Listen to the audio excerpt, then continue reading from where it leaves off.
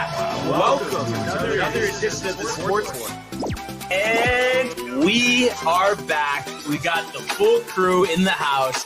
That is what it's all about. The Yankees, out of any team in the league, are the best equipped to handle a blow like this. I think there is a higher power at play here. He's due law of averages. That dude is the ultimate scrub. It's trash. Yeah. Every person you have in there is fucking trash. Next game, you're going to see a big performance. You can see it in the end of the game, and I'm just totally stoked and excited for this.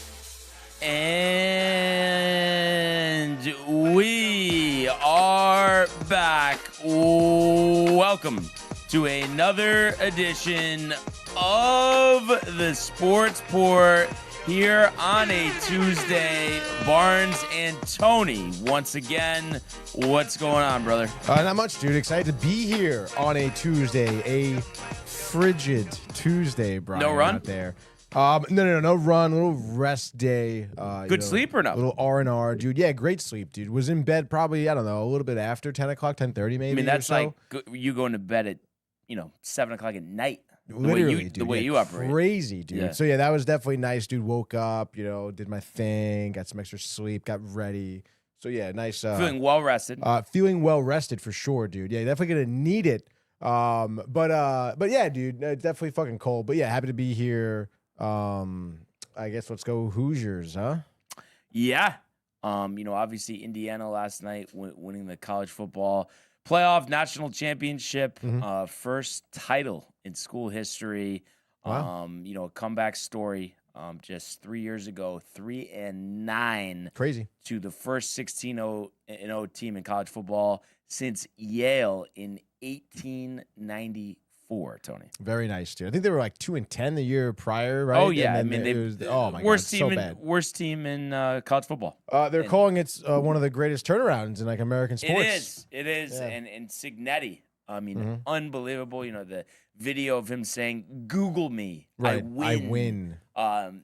Is going viral at this point. And his track record really is remarkable. And it just shows too, I think, and I kind of relate this to a lot of fellow Yankee fans, like Josh or somebody or JD, just where you just give up just because you're not happy with the way things are. It's just not right. I was texting Matt about it because I was actually getting my hair cut before at Manny's with Danny, and he's been a Yankee fan for a while, and just the same thing. He's not even sure if he wants to be a fan. That's what he's saying, and it's just like, what's happened to America? Honestly, you know what I mean? It's like so many teams have it so much worse, and yes, our standards are different, but just because you don't like the way things are operated, you just bail. That's not cool. Honestly, it's not. And I've called JD out a couple of times. Not cool. So you're getting your hair cut somewhere else now, or no? He does a great job with the cut, and of course, I gave him a little pushback. Yeah, of course. But we'll get into more of that. It seems like the Bellinger sweepstakes are going to wrap up soon. Seems like it, dude. And I did have a lengthy conversation. Actually, one thing, because we're still going to talk more about this. But, obviously. It was having the usual back and forth with Josh last night, Ernie, Discord. And was it very combative in there? A little combative, but it's just the point that because it was a nice perspective thing, because Josh is always king of saying I always put stuff in his mouth that he never said. Pause. So I literally said, okay, well, you always say I'm all crazy, but I never say, oh yeah, we're definitely gonna win it all. The only reason you just give me shit is because you want me to tell you that we have no chance, and I'm not going to do that, and that's ridiculous that I'm so crazy just because I won't say we have no chance, which I'm never going to say because that's not true, and that's why we're second in the majors in terms of odds to win the World Series, so I've said it to JD before. Vegas doesn't lose, just look at everybody's DraftKings account. Who thinks that Yankees don't have a chance? That's what Josh said that they don't have a chance to win the World Series. And then Ernie, which I think it's just too much. It's too much of the accidental Uber, saying, "Oh well, he wasn't so negative, but now he's blaming it on Josh." And it's like, Ernie, you can think for yourself. You know what I mean? Wow, and it's just like, I don't know, negativity, not the answer. Not the answer. Yeah, no, that is kind of surprising. I mean, to say that the Yankees have no chance, I mean, that's no, and like then a lot also of pocket, right? don't stick out your chest and beat it like a Congo drum. And say, oh, I told you they're not going to win. I told you you're not going to win. I went over this with them last night. You want to talk about logistics, Ernie, okay, or logical things. It's like, yeah, you could pick any league and any team and every year say, they're not winning. They're not winning. Then after the season's over, they win. I told you they weren't going to win. It's like, yeah, you're going with a 1 out of 30 chance. Like, chances are you're going to be right about that. It's not rocket science, fellas. So just like I said, I'm not letting up with this. It's a poor mindset, and it's not up in here. And there's just no place Not for up it. in here. Life is too short to be negative, and don't switch it around that you're so smart and buttoned up when you're going with something that is 29 out of 30 every single time. You want to take those odds at the blackjack table? You'd never have to work a day in your life, Tony. That'd be nice. And the comments are piling up, so let's just get to those. Oh boy, dude. Kev Dew in the house.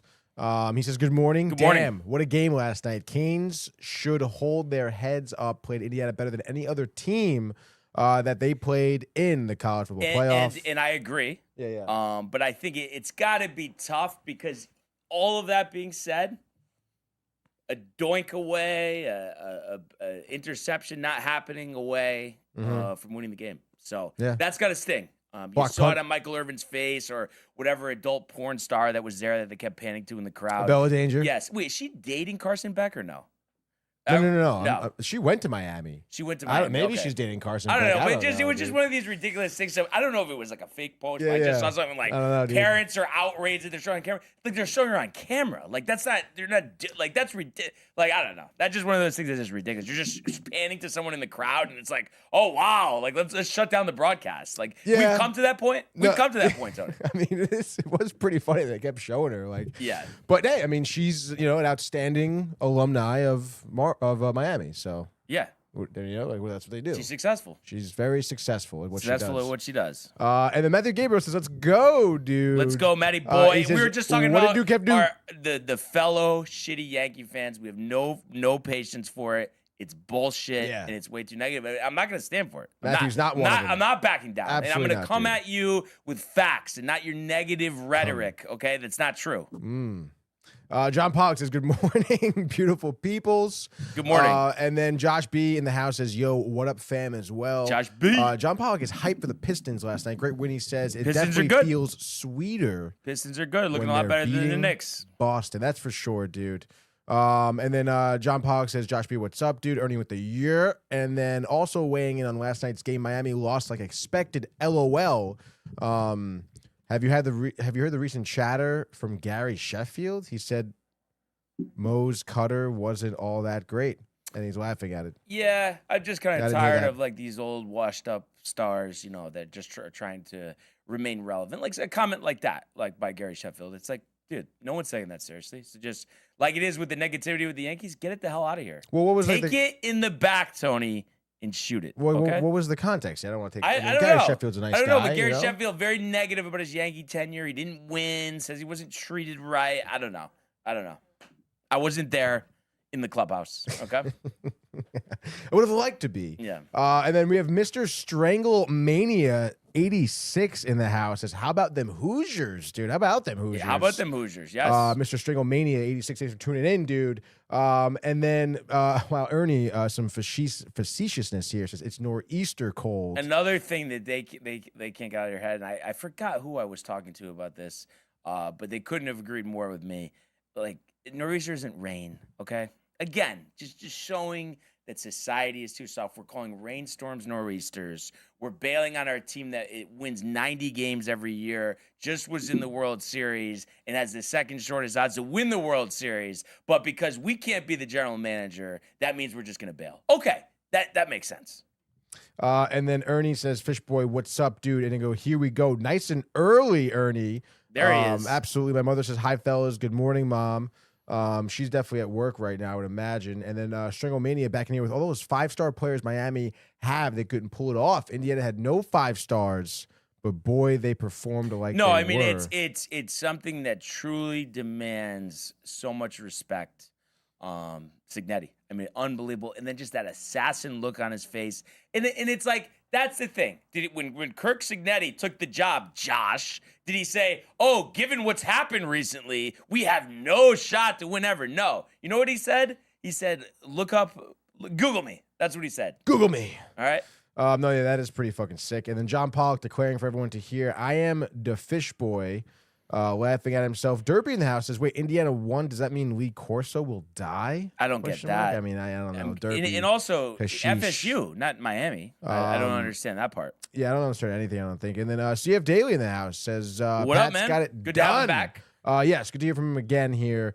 Got it done last night. The Texans, let's go AFC champs up next. I have to say, because of my distaste for New England, I think it's almost a win-win situation. Because like I said, we're got time, but we're assuming we take New England. If they lose, honestly, I think I'll enjoy it just as much as they win. No, I'm not going to do that. I think your mother will. I think she doesn't like the Patriots. Yeah, She seems like, not really, not up in here. No, that's not what up it in seems like. here. That's what it seems like. And then Ernie here, I guess, giving some context, is Tony. We just asked him if we didn't win last year and didn't make any moves to make us better, how can we expect to make it back to the World Series? Well, and my problem is I gave them the reasons, but they don't like the reasons and they don't want to hear the reasons. So how can you talk to somebody who doesn't want to listen? He says, "Isn't that logical?" No, I mean, because every year is different. I do see what both of you are saying. I mean, every year is different, you never know what's going to happen. Injuries, playoff runs, you never know. DJ LeMahieu playing for us last year. And again, I mean, I feel like, the Yankees are obviously good enough to get to the playoffs. So at that point, you would imagine anything could happen. Yes. And again, people were writing off the Blue Jays last season too. Right. Blue Jays, no shot to win the World Series. Right. A secondary lead, Tony, away from winning the World Series. That's why, nope. Just not gonna happen. It's just not happening. But no, I also see their frustration with maybe lack of moves, But still, I mean, you would anticipate like Garrett Cole coming back being pretty huge, I mean, that's I think that's huge in and of itself. And it doesn't really matter. And also I was just saying too, like it's like the narrative, of course, with the Yankees since they won the World Series, that they can't hit in the playoffs. But I was just talking to Josh that they don't have players on the team that have this extensive track record of not hitting the playoffs. You want to talk about how Judge was, but even so, homers and RBIs are there. Obviously, he killed it last year. Stanton's track record, yes, didn't kill it last year, but has that track record. And then it's like everybody else. It's not like these guys have had 9, 10 playoff trips where they haven't hit. It's like they're pretty new to the playoffs. So it's like just to go off 1 year, say it's not going to happen, that's lazy and it's ridiculous. And then Josh B says it's called honesty. No, it's called I'm 90 years old and I complain about everything. Wow. Kev Du says, "Yep, Barnes using analytics to say the Yankees are going to win." But see, this is how stuff gets twisted. This is how stuff gets twisted. Never said they're going to win, but said they have a chance to win. But that turns into, I said they're definitely going to win. They're the best team. This and that. Never said it. And then I'm sure Stranglemania here referring to Miami. Says exactly. Yeah, or Indiana. And then Ernie says, "But it's not rocket science to believe something that isn't better than last year will give you better results this year." Well, it's LMAO. actually not rocket science because last time I checked, I've never actually seen a team where all their players had the same exact numbers as the year before, Ernie. But you could show me the example if you'd like.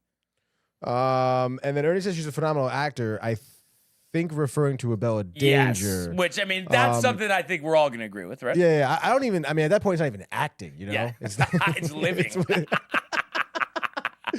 And then Stranglemania says, "I wonder if he didn't throw that interception would Miami have been able to score and possibly win the national title." I mean, it's like a lot of what ifs in this game, Oh, yeah. But close game, legendary game. It really was. And both teams were in it. So that's why I said, I mean, that's got to sting. Defenses were great, too, to start off. Hard hits, bleeding, dude. Yep. And then right in the mouth. Right in the mouth, dude. Kev Du says, "Yo, what up to John?" Josh says, "What up to John Pollock as well?" John Pollock says, "Kev Du." John Pollock, "What up, dude?" Oh, and here we go. Kev Du says, "Barnes is barely..." But see, this is where he I don't know what he's saying now. I know of age to know who Gary Sheffield is. Oh, of age, really? I watched him in Yankee Stadium. Okay, like when I was in middle school. So I don't know what you're talking about, but clearly we're not talking about the same thing.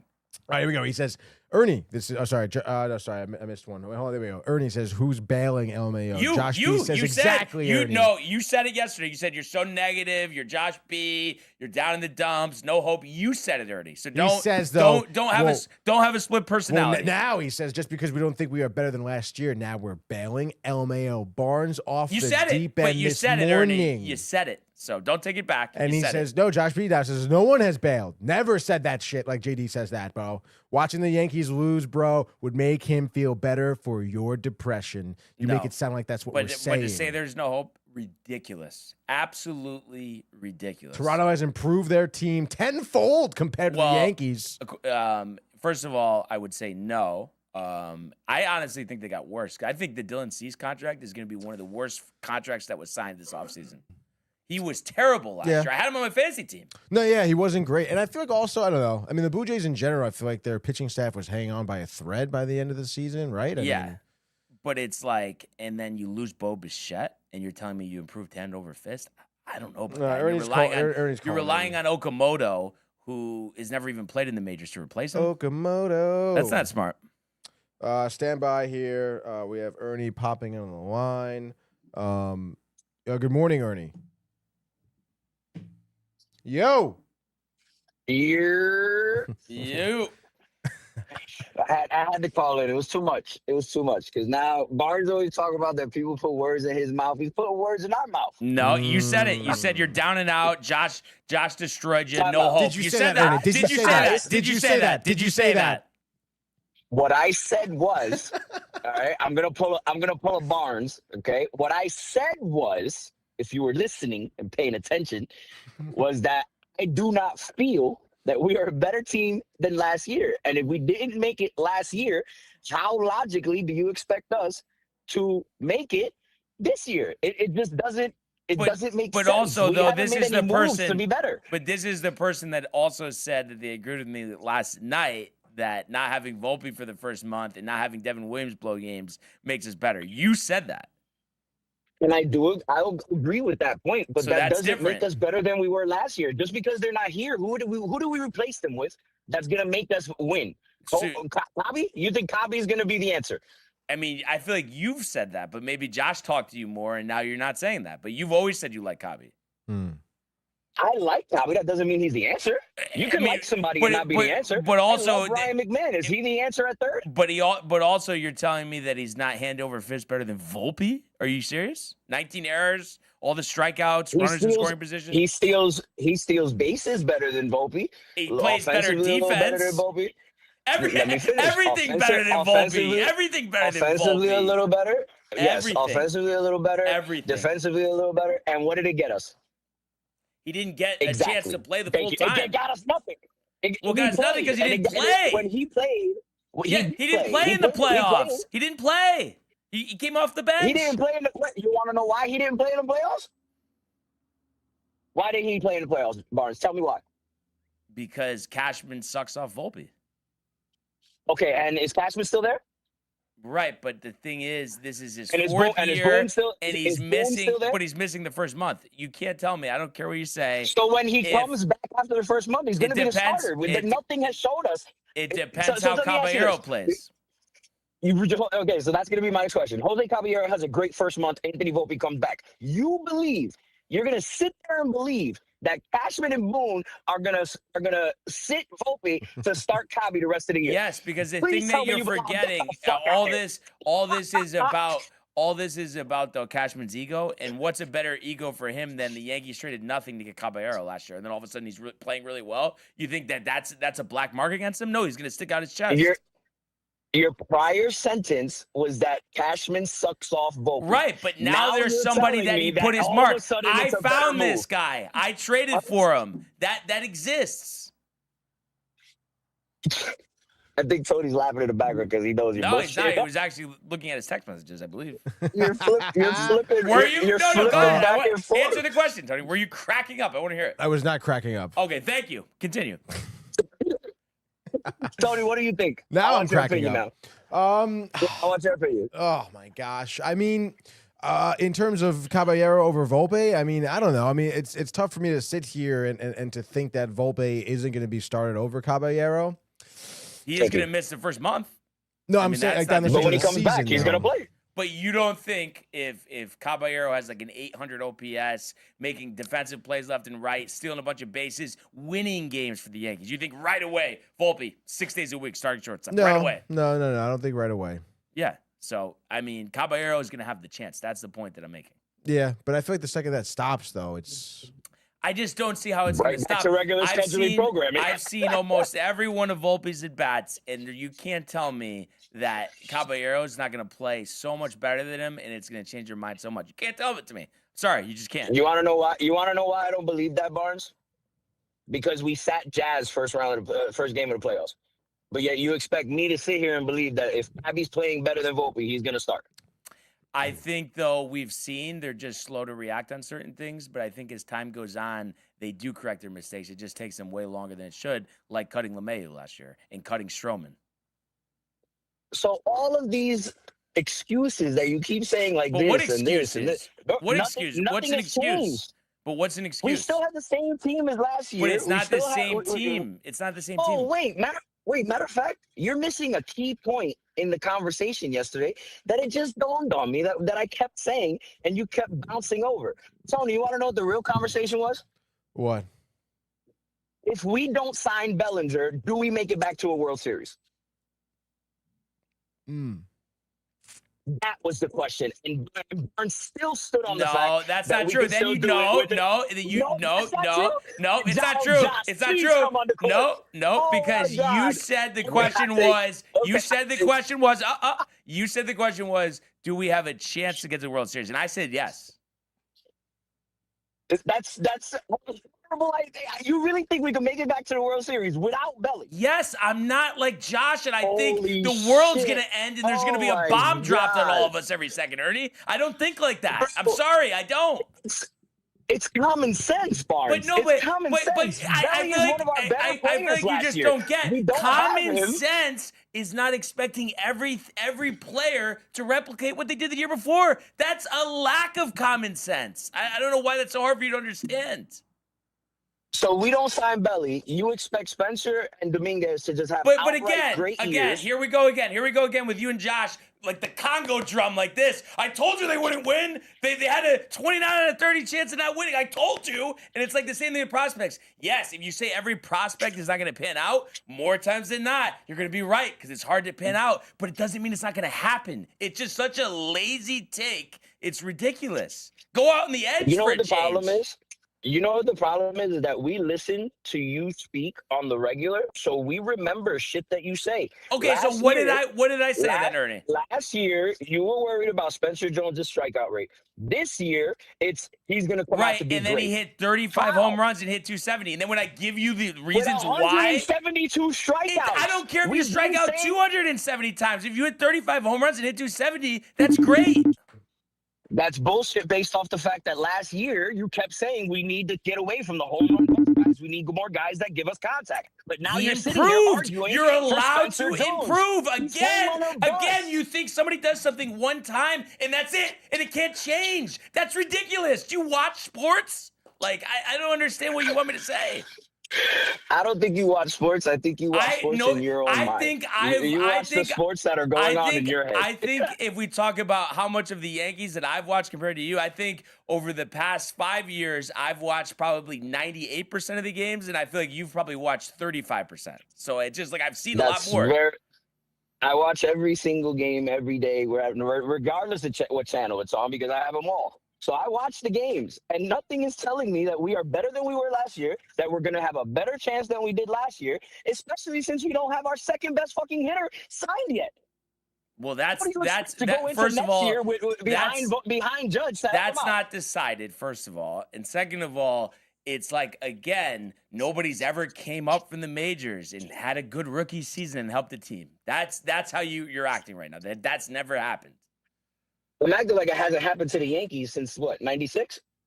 Judge debuted in 96. Ben Rice debuted in 96. Did they give us a World Series?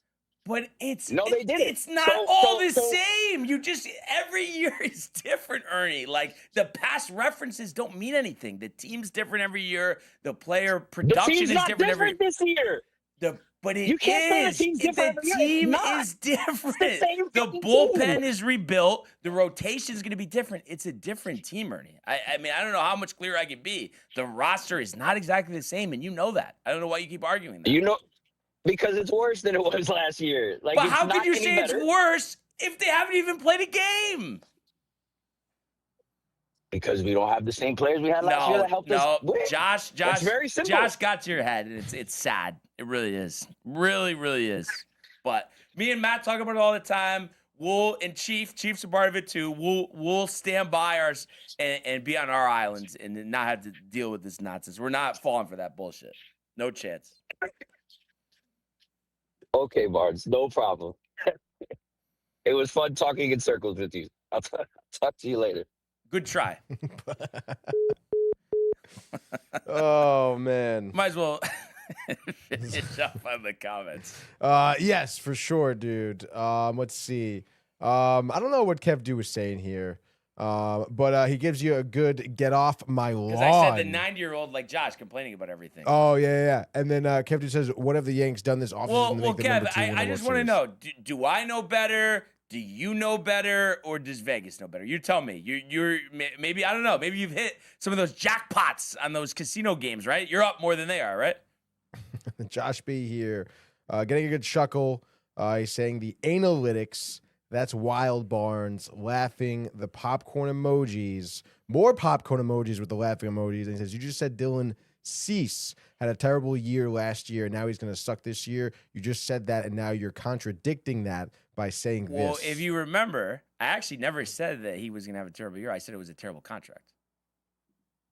So does that mean that that's specific to this year? And am I going to be like you and say there's a 0% chance he can have a good year? No, I'm not going to say that. But I'm going to say I didn't like what I saw last year. And that's two different things. Plus, Cease has a very inconsistent track record. You guys are arguing about Spencer Jones and Jason Dominguez. They have no track record. They've barely got a chance. And you just want to just neuter them before they even get a chance. And it's just like, you can't develop any position players if you never give them a chance. I don't know. I mean, how are you going to develop them? I don't know. I mean, come on.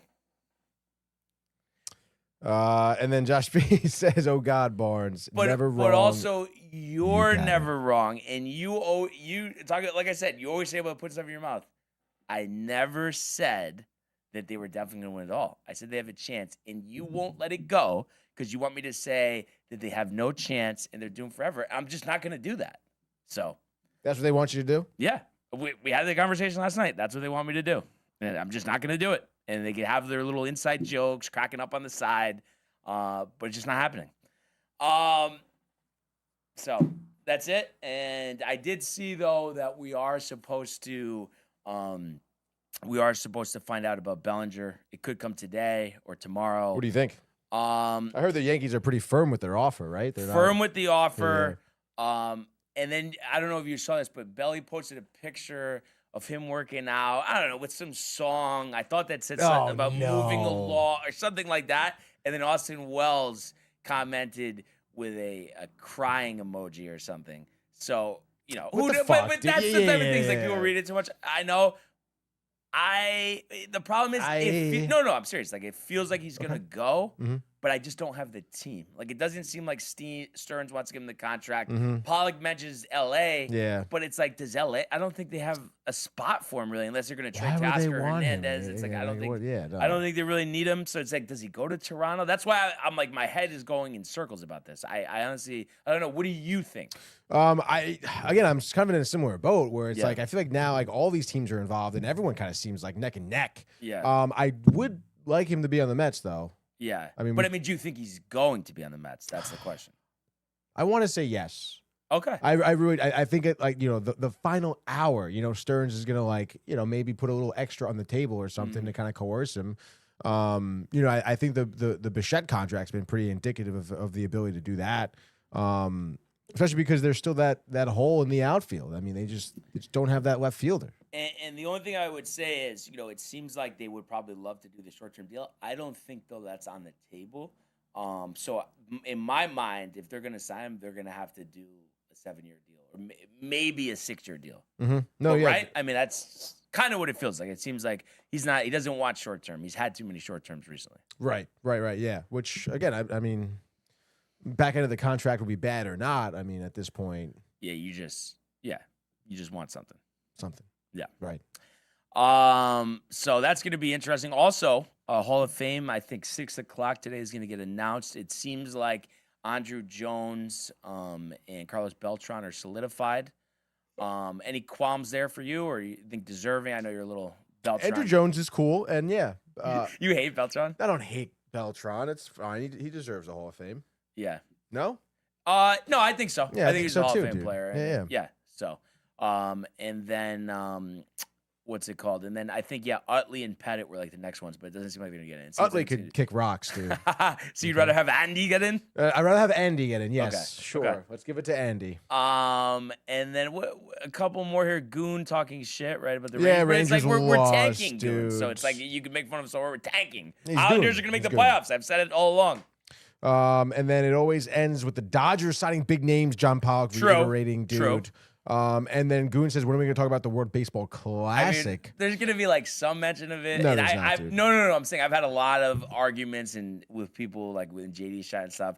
Chief is very big, like talking about sticking out your chest about he's a patriot, and I'm just like, Chief, but it's like at the end of the day, it's like somebody gets injured during the WBC or US wins, they don't. It's like the important thing is the season, and the whole nobody could dispute this is. It takes them out of their rhythm for the season. And that's why I don't like it. And I feel like you feel the same way. And obviously you were scarred by it with Diaz. Yeah, no fucking shit, dude. Yeah, Yeah. that should never happen ever again, dude. I'd rather not. Ernie says 6 years with an option, I guess, for Cody. Yeah, which is like the Mets can sign him for that. Sure, fine. fine. I've said all along, I don't want him. And it's not to say that this year he won't be a good player. So I think for the Mets, who compared to us, aren't worried about money, then that makes sense, I guess. Yeah, absolutely. And then Ernie says Puerto Rico Goon, obviously for the WBC. And then we're going to see some of our favorite players for like 2 weeks, or we're not, he says. We should talk WBC, and it's good for the sport. I don't think know. I think it's is bad it for really the sport. that great I for think the it's sport? bad for the sport. I mean, baseball already is such has a great international audience. I understand listen, I've covered the WBC before. Yes, you have Puerto Rico, the DR, they have fans coming out, like families and stuff like that, in the communities here being represented. That's cool. But is it really better for the sport? I don't know. I don't know if I could really argue that it definitively is, dude. I mean, I think the easy solution is minor leaguers. Yeah. Have them playing it. That's true. So easy. It's like no matter what you want to say, yeah. your schedule is impacted. There's a certain way baseball players get ready for spring training, the prep up to spring training, the activity in the games. And Josh was trying to argue me with this, but it's like there's never going to be a time that you're going to have the intensity that you do in a WBC game that you have in spring training. It's just not, you're rushing your preparation. And I don't think, the season is more important than some exhibition games. And then, kind of Goon, hitting here, saying some little Japanese kid watching WBC decides he wants to be a baseball player, becomes the next Mariano Rivera. And Ernie, going in there with the pride for your country. But there's plenty of baseball to watch. It's not, you're acting like this is the only baseball you can watch. There's plenty of baseball to watch. There's the KBO, MLB, all the other leagues around the world. I mean, there's baseball everywhere. You don't need an international tournament. Yeah, no, and honestly, dude, I feel like the MLB does that. I mean, I feel like not to be I don't know if I sound kind of ignorant here, but I feel like what's best for the MLB is probably what is best for baseball. Right. Right. I mean, these people want to come to the MLB to play. Yeah. That is their kind of golden goal. Yeah. So I feel I don't know. I mean, I kind of like your idea with having minor leagues playing. Yeah, that's great. Representing for your country, but then you're getting those guys on a stage where they're known, and right. that helps solidify their careers. Yeah, that sounds good. That's the stars your in baseball, they don't need that. They already have that. Yeah, absolutely. And then let's see. Ernie says can't do 4 nations like hockey. All-star game doesn't really represent your country. Countries represented builds the sport up in these countries. It's good for baseball. But again, you could have that with the minor leaguers. And they've done that for hockey as well, and like in the Olympics, for example. You know, no professional players. You know, like you just can't. Yeah. You know, like it's and that's great for the sport. The logos on the jersey are the same, Ernie. Miracle on ice, dude. Yeah, come on. Would that have ever happened without? It wouldn't have. No. Goon says, as a Yankee fan, how do you not want to see Aaron Judge be the equivalent of the modern day dream team? And I would be interested here for Goon, just to get another perspective there. Do you buy into the Ernie, Josh B bullshit? Sky is falling, world's ending tomorrow. And again, what I'm saying, Goon, and I'm sure you've heard me say it, is that of course, I would run the team differently, but are you taking us out of the conversation already? You think we have no chance? Just kind of curious what he has to say about that. And then he says it's interesting because he says this is the closest Aaron Judge might get to a championship. Might, he said. Might. He didn't say definitely. Might. And then he says, we can't take Anthony's opinion because Edwin Diaz gave me PTSD. And what do you know? I mean, you know. Oh, wow. Strike up the Congo drum. He says, oh, no, we're not out. That's a fan. Josh and Ernie, you guys should be ashamed of yourselves. And then Ernie confides here, says, you want to change it to minor leaguers? I'm okay with that, but getting rid of it is no, I don't want to get I minor leaguers, and I think it just it helps those guys career, not even just their notoriety, but playing in big games, competing against the top competition. Mm-hmm. And then Goon says, who said we're out? He's coming for blood. That's right. They said that. Nope. Nope. Josh will fight that. Josh, this is like Josh, like the politician right now. Josh is the politician. At the debate, corporate America, circumventing the question. In the suit. Yep. With the conductor hat. And he says the Jays almost beat the Dodgers last year. If it wasn't for Will Smith and Yamamoto, Freeman and Ohtani didn't even play a big part in Game 7. Thank you. And the thing is, everybody, like with these lazy takes and general perspectives, think that stars win the World Series. You know what? A lot of times teams win the World Series because role players stepped up. Look at Tommy Edman. Look at all the role players the Yankees had. Look at El Duque. Was El Duque ever going to win a Cy Young? No, but when you gave him the ball in the playoffs, he was winning.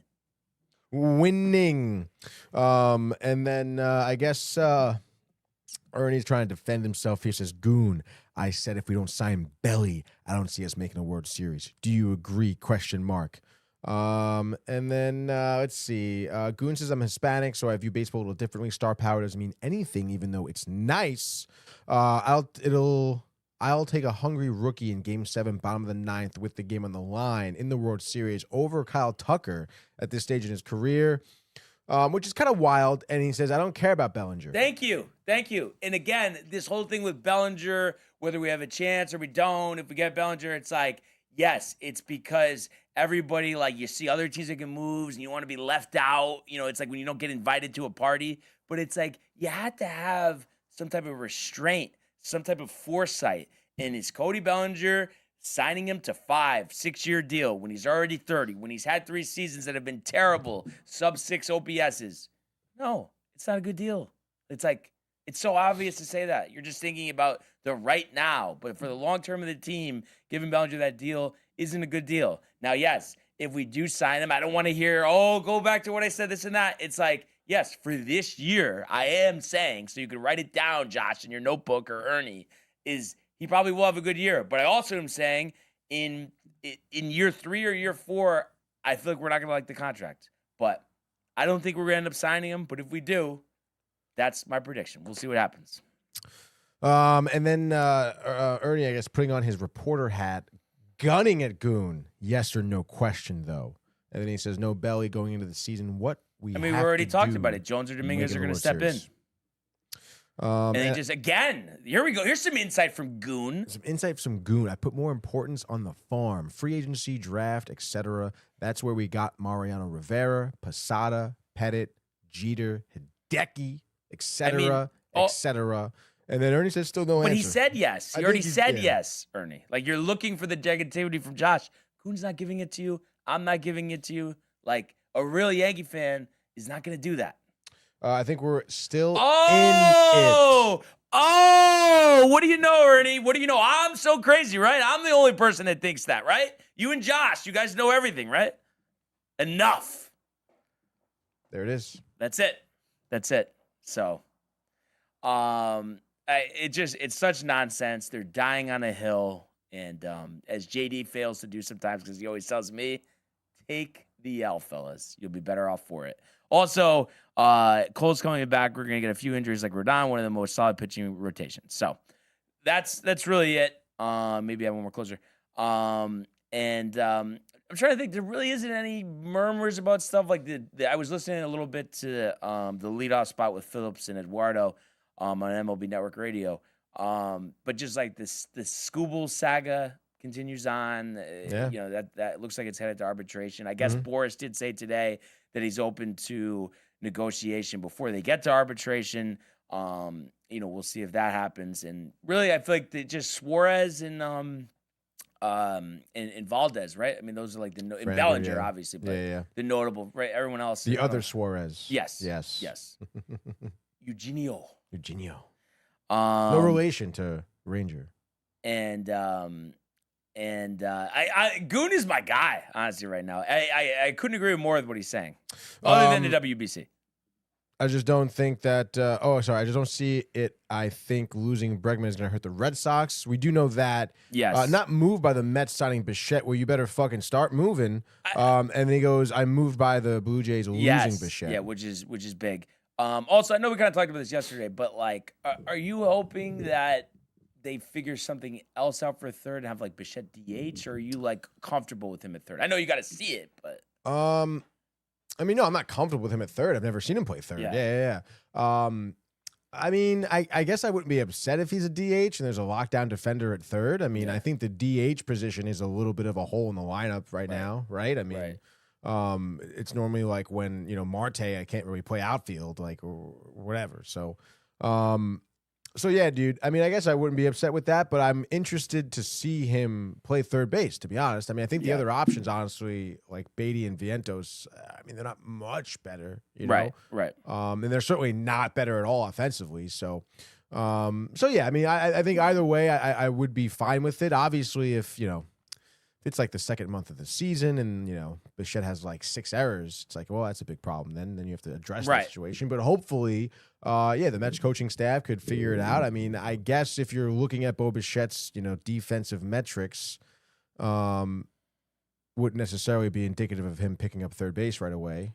Yeah. So. No, and it's just, I don't like, I think the toughest part about that too is like, then you have Polanco at first. Like, it's like, I think one of those guys should be DHing. Yeah, I guess so. I mean, some lineups that I've seen have shown Vientos and or Beatty at first as well. Yeah. Obviously, Vientos has gotten reps there too, but Polanco's never. I mean, I know Bichette's never played there either, but one of those guys has to. Having 2 new guys at positions they've never played, hot corner. I mean, not good at all. No. But we'll see what happens, I guess. What else we got here? And then let's see. If anything, the Dodgers are stronger, but that's the only obstacle I see. Mets don't even know where to put Bichette because when Door's right there, well, Bichette's going third. Goon. All right, let's take it off.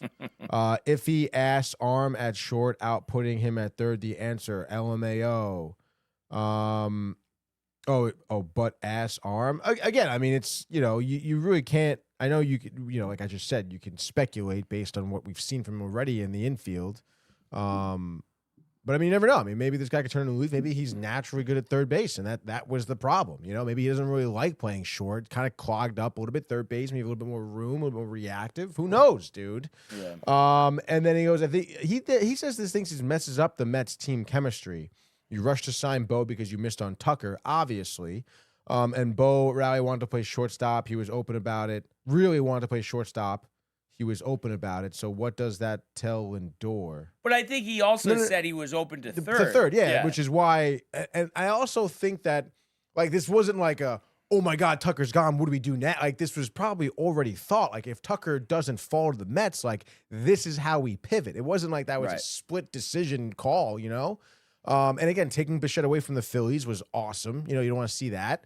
And honestly, I think this will help team chemistry with the Mets, to be honest. I think just new faces in general will. Right. Because, obviously we've heard about the conversations that were had with Nimmo, with McNeil. The raccoon. Dude. So, I mean, like, yeah, dude, like, I mean, I think any new guy will help chemistry at all. So, and then let's see, going Lindor getting moved. You're absolutely shot. And then Soto running through ruck shot through the rock. You're also shot. Goon Collector says this feels like the Dever situation again. I don't think so. Like what? You think he's just want to be like? What do you like? What and is he I don't trying know to if say? this is like what Lindor. He's saying is like what Dever's it's situation from, but it's like, do you think at the end of the day, there's a problem with Lindor and Soto to get like their relationship?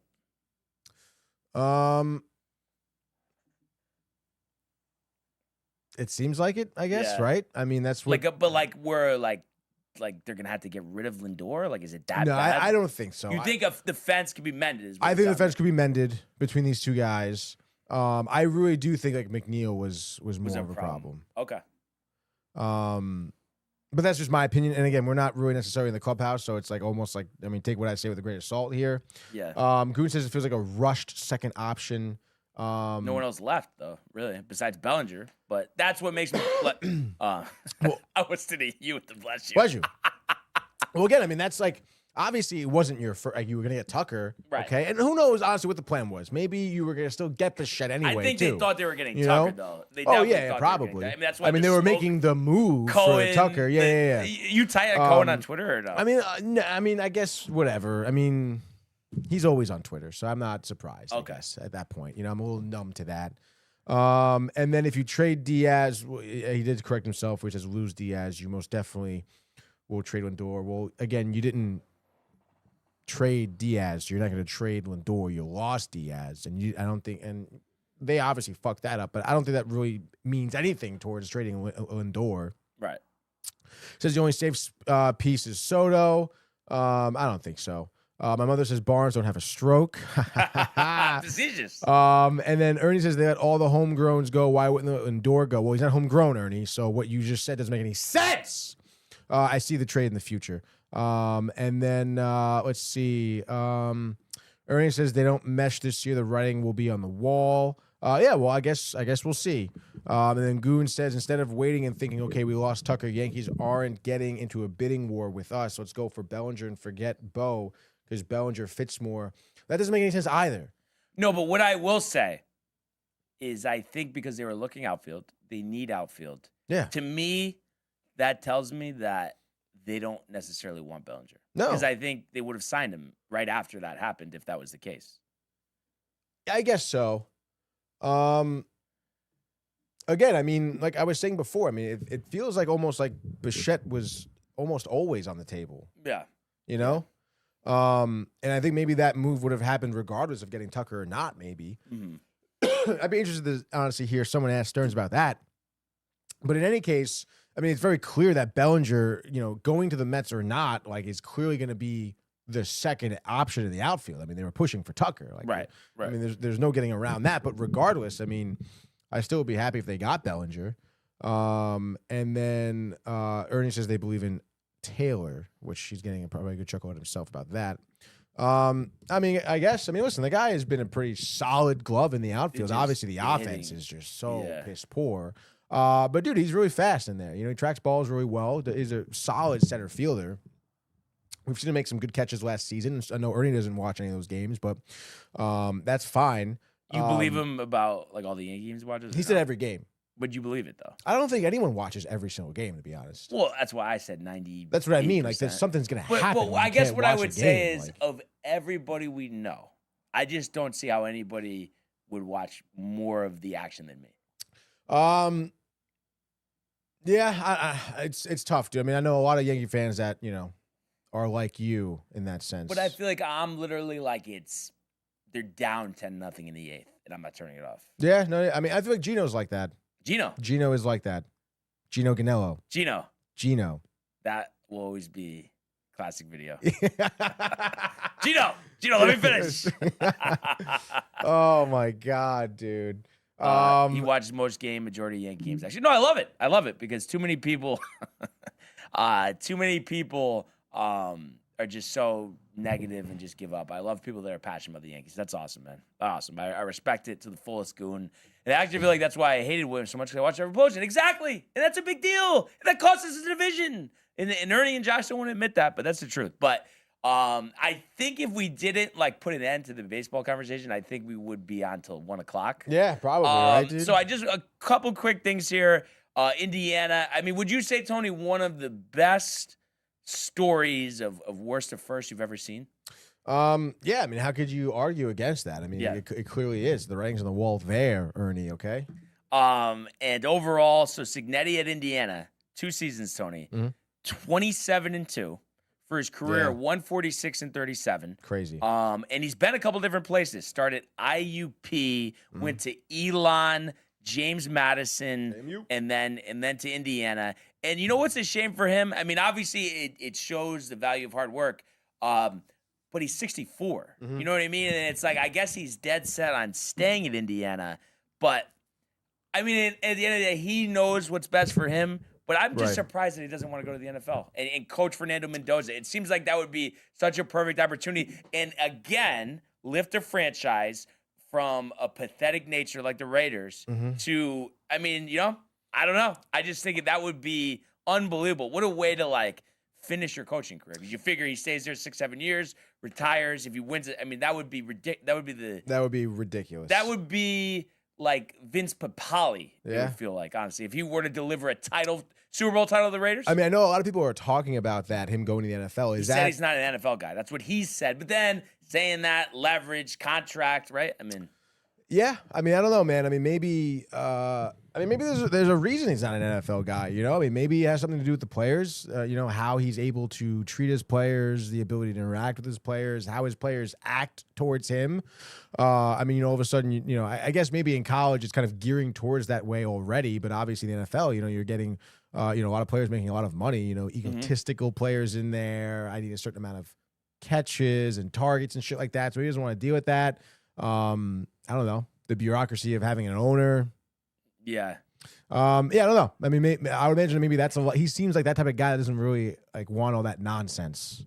But I mean, I guess every man has his price, you could say. Well, that, but he is also going to make $14 million, which is crazy. And they said, I think going into this year, he's been a coach since '83. He had made $3.5 million worth of salary since '83. Jesus. But will make $14 million next season. Good for him, dude. But also, it's two different types of nonsenses, and obviously he's become accustomed to it a little bit. But obviously, the college football with the transfer portal, the NIL, that's a bunch of nonsense. But so is the salary cap and just power structure, owner and GM. So maybe that's it. Maybe he would only want to be his own general manager, which I'm sure that power structure wouldn't work, and maybe he'd feel a little overpowered by Tom Brady. So that's why. But I do think the Raiders are getting a good one in Fernando Mendoza. He's got that grit. His numbers weren't crazy last night, but running for that touchdown, dude, the he's taking bloody a fucking lip, beating, and getting right back up. And on a quarterback option where he's not running with the ball, hit right in the head, bounce back up. Yeah. Seems like he handles himself with class. Resilient. And he was denied a walk-on scholarship from Miami. I mean, what poetic justice. Finished his college career,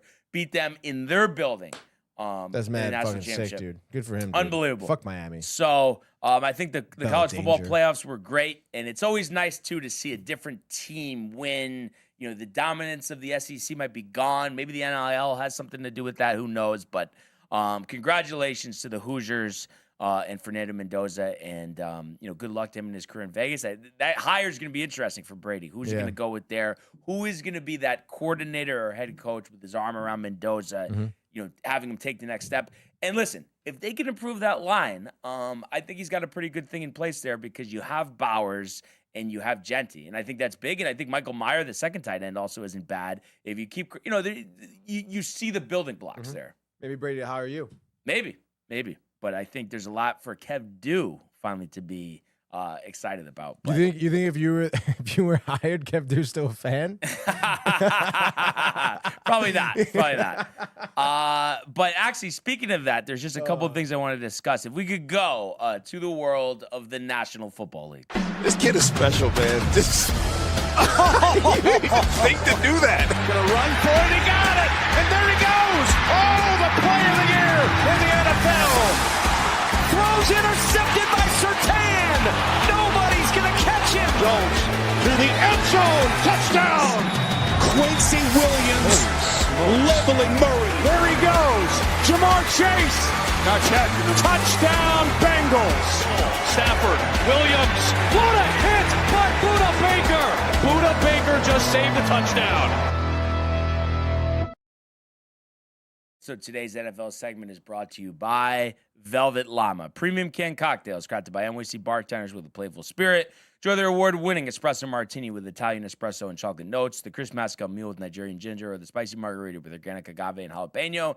These ready-to-drink treats are made with the finest ingredients. Grab yours at velvetllama.com and ride the smooth wave with Velvet Llama. Right after the show yesterday, we find out the Dolphins have found their head coach, Packers defensive coordinator and former Boston College head coach Jeff Hafley, the last 2 years as the Packers defensive coordinator, signing a 5-year deal with the Dolphins. He's 46 years old, and there's some cohesion as the Dolphins' new general manager, John Eric Sullivan, was also in the Green Bay organization.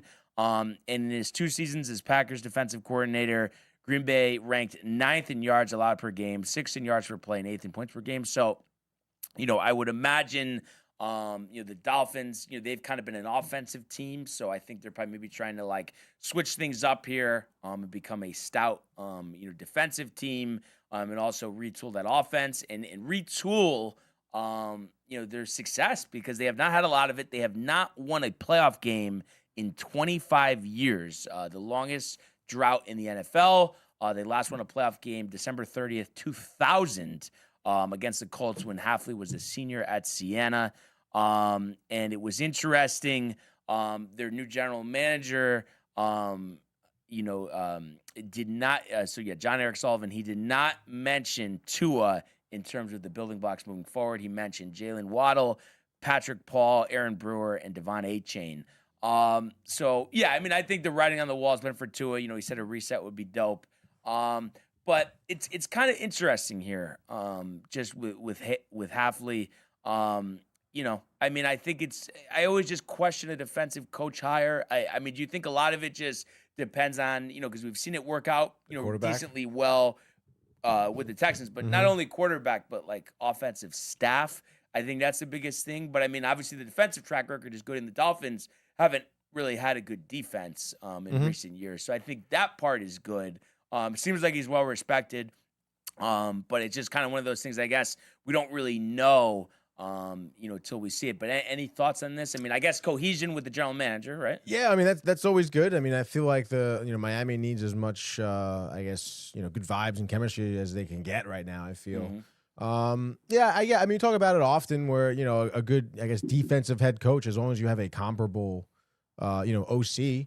And those names you mentioned, A-Chain and Waddle, they do have talent on the roster. Right. So right. I feel like if you bring in a good OC, you should be able to do something, Yeah, it's just going to be interesting to see who the quarterback is. I think that, they're in the middle of the first round, give or take, somewhere in the teens. So you wonder, do they go quarterback there? Do they go Kirk Cousins? Do they go a Brissett? There's a lot of options out there for the Dolphins. So we'll have to see. But I think there are some building blocks to work with there. That's for sure. And then another defensive coach hired as Robert Saleh after one season as the Niners defensive coordinator again. Is back as a head coach as the Tennessee Titans, I guess, are finalizing a deal with him. And obviously, we know him, from his time with the Jets. And we were talking about this in the chat with JD. Seemed a little quick for Saleh to resurface. And I know I've said it, in some of our past shows where it just feels like he's a defensive coordinator now. He does have some good stuff to work with in terms of, a high draft pick again this year. I think the most cap space in the NFL, new stadium coming up, and then last year's number 1 pick, Cam Ward. And again, I think it's staff dependent in terms of how this works out. I wouldn't have done it, but I'm just curious your thoughts on Saleh getting another chance. Yeah, we just talked about this yesterday, I feel, right? I guess what we were saying, the thought of Saleh head coach, McDaniel OC for the Bills, that would have been interesting, but I don't know. Saleh to the Titans? Well, it's interesting because that's been mentioned, McDaniel. I do think to the Titans as the offensive coordinator. Really? If he doesn't get a head coaching job, but he's interviewed for several. I do think if he were to get him, I would be intrigued. I think it would have a chance to work. Yeah. My biggest thing is, like, I know he gets his respect of his defensive players, gets results.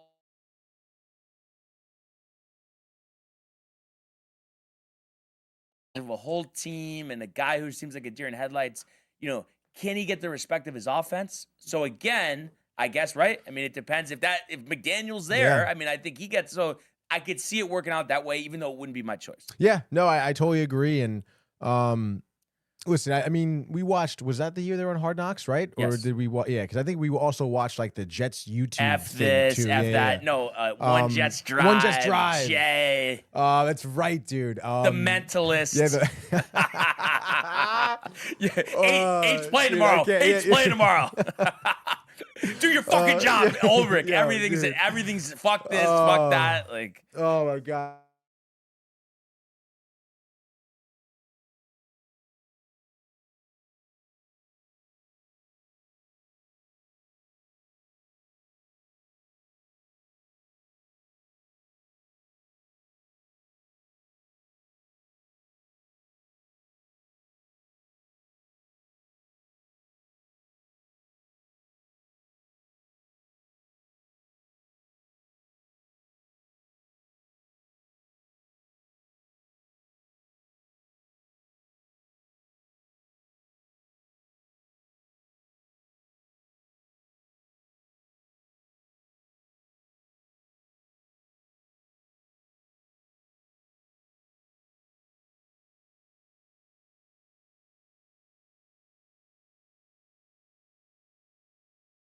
In the studio. All right. Sorry about that, dude. guys. Sorry for the technological difficulties. But yeah, it'll be interesting, right? I mean, to see, I think.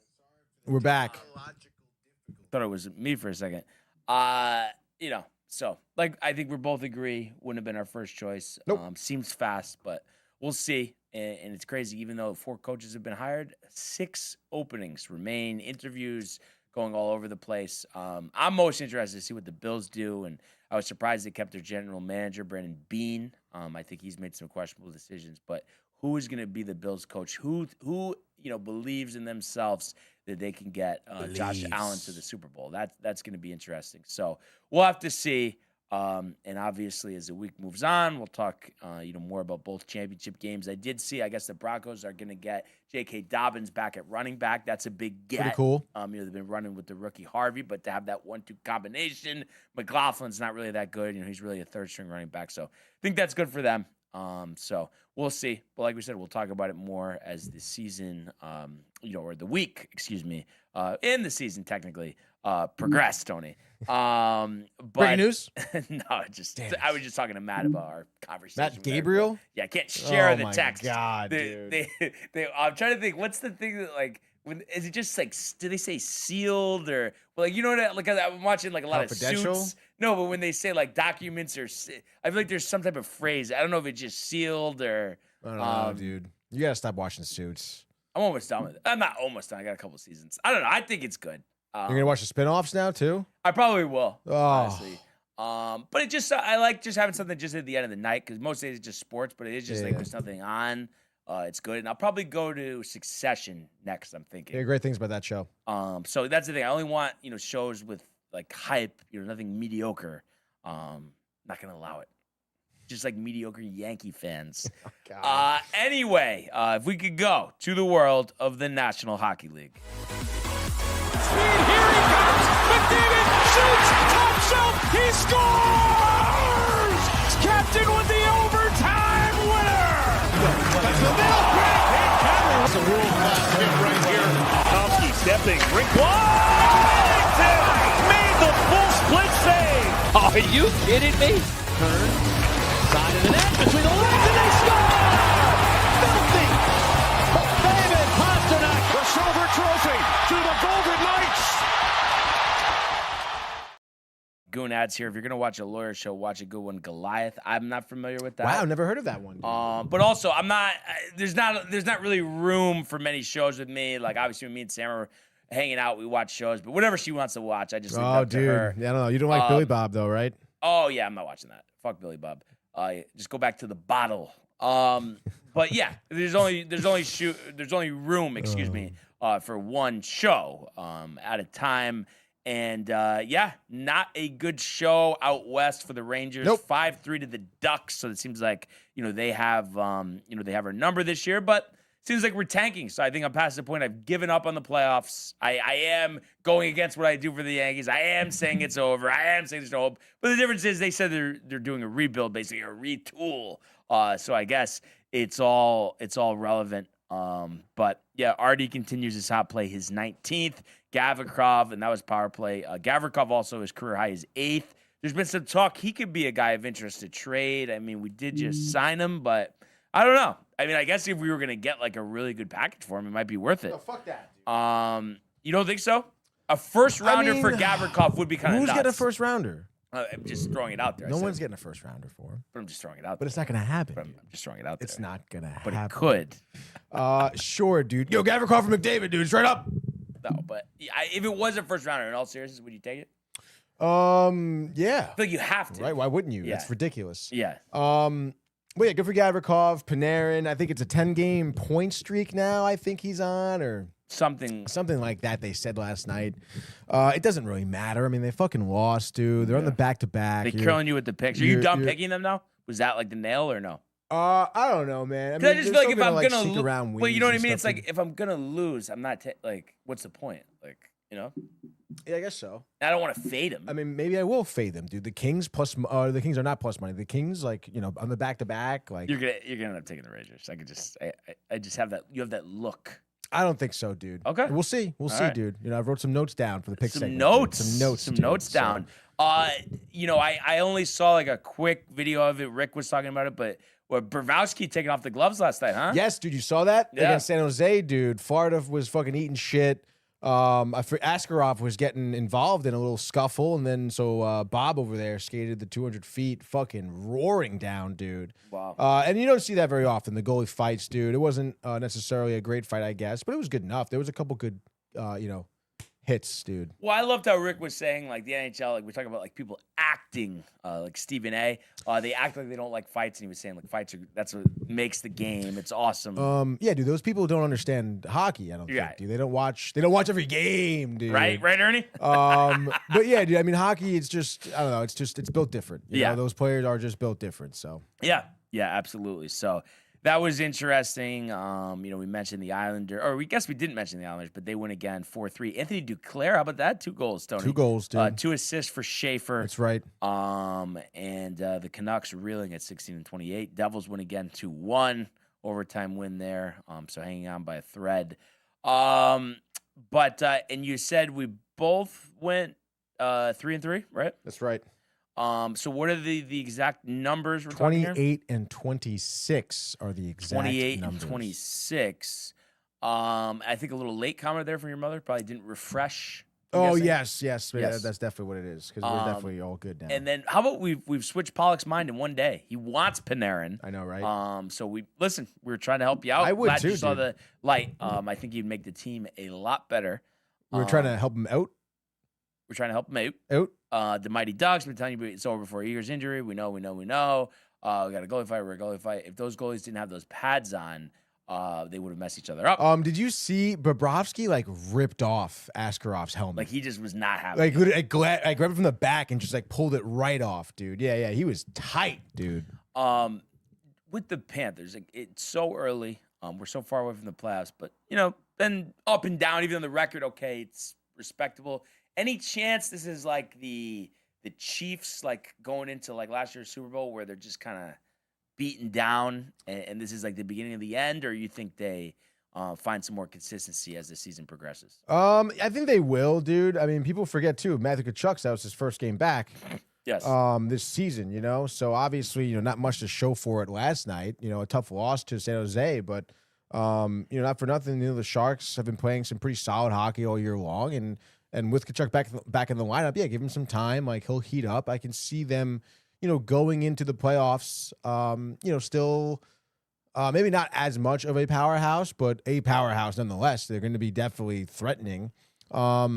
It's tough, dude. I mean, we saw with Tampa Bay though. Tampa Bay that third run. I mean, they were tired, dude. You played a lot of hockey in 3 seasons. More than anyone else. Yeah. like more than anyone else. Beat you down. Yeah. Definitely. And I think probably the injury was probably a good thing for Chuck to give him some time off. And, and a couple other things here. Get Artie Panarin or fire Yzerman. So fighting words out of Pollock. Goon drinking his own Kool-Aid, talking about Riddich for Igor and Rempe. You need a goal. You're going to take it or leave it. Absolutely not. And if Yzerman messes up this trade, I want him out. So I think if Yzerman saw that comment, we've seen how intense he gets on the TNT halftime. You don't want to mess with him. You don't want to mess with him. I don't know if I'd say that to his face, Watch out. Tony. So hopefully, for that draft pick, hopefully the Rangers lose tonight. I don't think that'll be a problem. Kings minus 192 there. So we'll see what happens. But strike up the music. Another edition of the Frozen Frenzy here on a Tuesday. And is it you?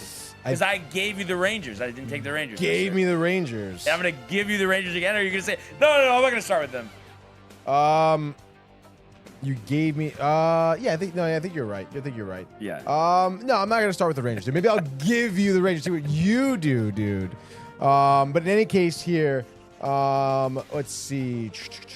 Sorry, a little unorganized. That's fine though. The first game I think I'm gonna do, I was looking up their fucking records recently. Dude, give me the Bruins here. Where am I? I'm on Tuesday here. There we go. Bruins are on the road tonight, 7:30 TNT HBO Max game. They're plus 124 here in the money line. Tight dogs here. Dallas is minus 140, but Dallas is, I understand they've lost 4 out of the last 5. They've lost like 11 out of the last 15. And they're like still bad. 27-13 and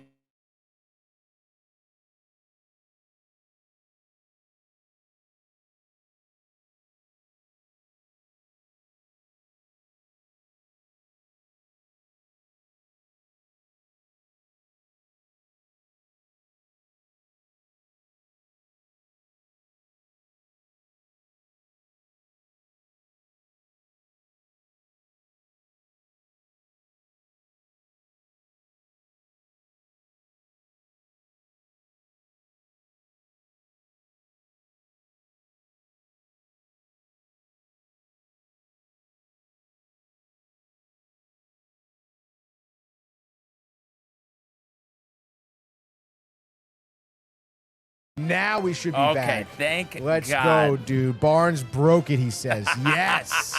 Yes. All right, sorry. Let's just double check here first. This, that. Okay, we're good.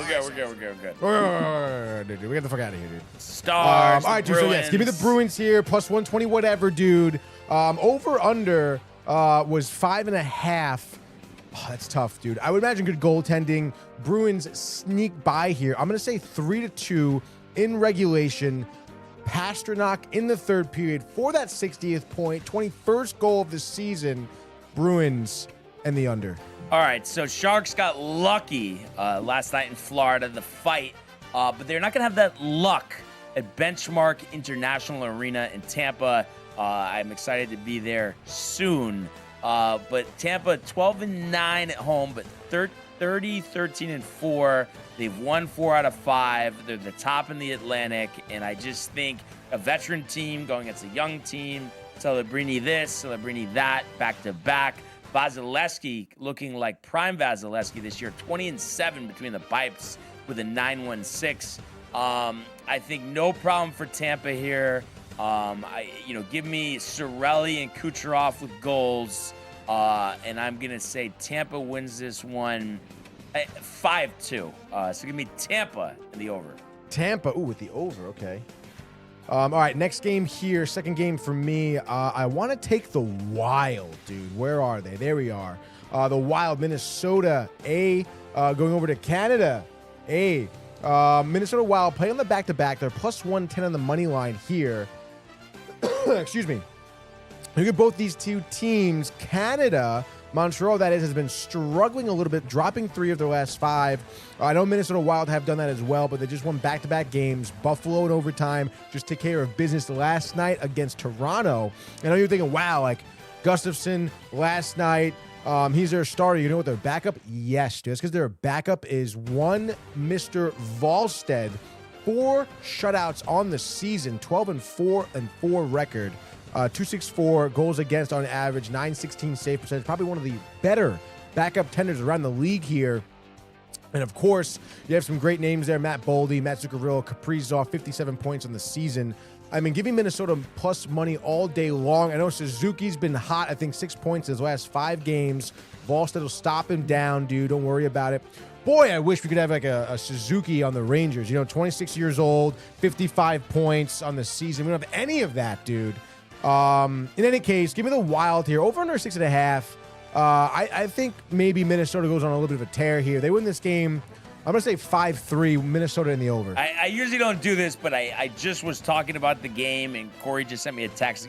Shout at him. I guess he's listening right now, but he says, last time Lightning and Sharks played, it was all a brawl after Celebrini got hit. Reeves and those guys pounded the Lightning player who did it. Should be crazy tonight that the game is in Tampa. Let's go, dude. I guess I know a thing or two, huh? Take a flight down there. Let's go. Come on. Soon enough. Sabres Lightning. That's going to be nuts. Speaking of the Sabres, sick, they are in Nashville, and I'm not buying into Trotz and, Ryan O'Reilly and Steven Stamkos. Good call. The Sabres are for real. And it's funny, too. JD's been getting tight because I keep mentioning Trotz as a possible Yankee. Not Yankee. Ranger coach. Trotz, how old is he? I said Trotz and Lou Lamoriello or whatever. Oh, my God. Lou Lamoriello? Losing his mind about it. That's so funny. But anyway, Sabres dominant. They're nasty. We know all about it. I'm going to say they're going to win this game 6-2. Give me points for Thompson and Dowlin. So Sabres and the over. I like that call there for Sabres and the over. Let's go for my third and final here. Let's go, dude. I'm a fucking real fan. All right, I'm like, you fucking bitches out there. All right, dude. Give me the Rangers here on the back-to-back. Why not? The plus 154 on the money line. A night of dogs in the picks here. Going to make for a crazy parlay later. Over-under is a 5.5. Damn, that's low. I kind of thought it'd be 6.5, to be honest, but I think it's going to be in the under category here. I mentioned Artemi Panarin, 10-game point streak. Obviously, gets to 11 tonight. Gets his 20th goal of the season. Mika's got 2 goals and an assist, 1 on the power play. Alexis Lafreniere has no shots on goal, no points. Maybe even a -1 on the ice. Nonetheless, Igor Shesterkin. Jonathan Quick, dude, who's obviously not having a great year, stands up, though, against his former team. Give me, I say he goes 29 of 30. Rangers win this game. I'll say 3-1, Rangers under. All right, so it's a third game, final game. I guess I'm going to go with the Oilers. Oh, gosh. Rogers Place, Edmonton, Alberta, Canada. You're not happy about it? No, I am. This is good. Devils back-to-back, too. No. Dreisaitl's away from the team, but that doesn't matter because Connor McDavid is an animal. No. 85 points this year. So I think he's going to have 2 goals and an assist, and I think the Devils get trounced 9-3. Give me the Oilers and the over, and just like that, your frozen frenzy here on a Tuesday. And also, Corey just texted me a video, I guess, or an Instagram message. Let's see what we got. What do we got here? What do you got? Of the fight last time. Let me just see here.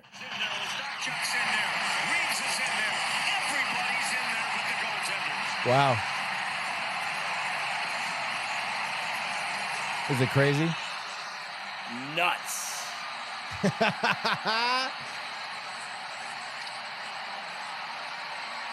That's so funny. Damn, dude. So, yeah, that's going to be nuts. I hope it's that chaotic when I'm there for the Sabres. Would you jump in? Come on, dude. Come on, dude. But your mother needs the refresh she's way button, behind. Mary. Yeah, the refresh she's very button. behind. It's there. The live thing in the corner. Live? Is this live? Is this are we live? But yeah, let's get the grid up. Yes, let's get the grid up. Immaculate grid. Freaking Interesting. Starving Kind of right now. You're starving. Yeah. Trying to fast till First dinner, round though. pick. Hopefully That's you're not too bad. buttoned up here.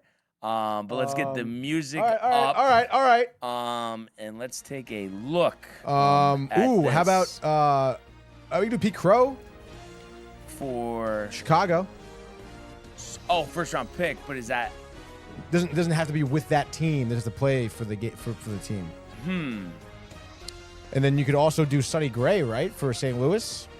Was he a first round pick? He most definitely was, Brian. You should know that. Okay, He's go your with boy. Pete Crow. He's not my boy. Go with Sonny Gray. And then the 2000 career hits batting first round pick. Oof. I mean, it could be anyone, I guess. Yeah. A-Rod's 9. Derek Jeter's probably Like more than higher. that. Pujols wasn't drafted. Pujols was not drafted. Miguel Cabrera wasn't drafted. Kind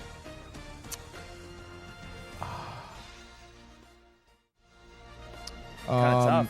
Craig Biggio was first round, right? Out of fucking Seton Hall. Okay, then go with Craig Biggio. Big New Jersey guy. There we go. 1%. Nice. Bang. I think I have a good one. For 2000 hits Seattle? Oh, I guess I don't have a good one. Never mind. Damn it. 2000 2000 hits is tough. It is tough. It is tough. But we can do Mark DeRosa for Guardians Cardinals. Guardians Cardinals. Go ahead. And you're like, wow, you could have done him for the Cubs as well. But you could also do Rich Hill. Go ahead. You could do 2000 hits Seattle Adrian Beltre. That's a good one. I think we've done that before, too. A lot of people forget about his Mariner tenure. It's exactly what you said after we used him last time. Let's see. 2000 career hits Indians. Was trying to get a little creative there. Alomar. Alomar. 10. Yeah. Good enough. Wow, what'd you have? No, that's what it is. I didn't have anything. I was thinking maybe Juan Gonzalez, but he didn't have 2000 hits. For Sandy. Yep. No, Roberto. Roberto, okay. Nice, dude. And then Dead Nuts, Brendan Ryan, former Yankee. Brendan. Brendan. No, we always crack up. 2%. My friend that I grew up with, his dad, like he would always yell down the stairs, and the way he would say it would literally be, "Hey, Brendan!" All right, Seattle and the Cubs. Oh. What? No, I went to Notre Dame High School, and I thought for a second it was going to be like Fairfield, Connecticut. But it's not. Let's see. So Seattle and the Cubs Cubbies. in Seattle is tough, dude. There's guys though. Well, obviously. You think pitchers.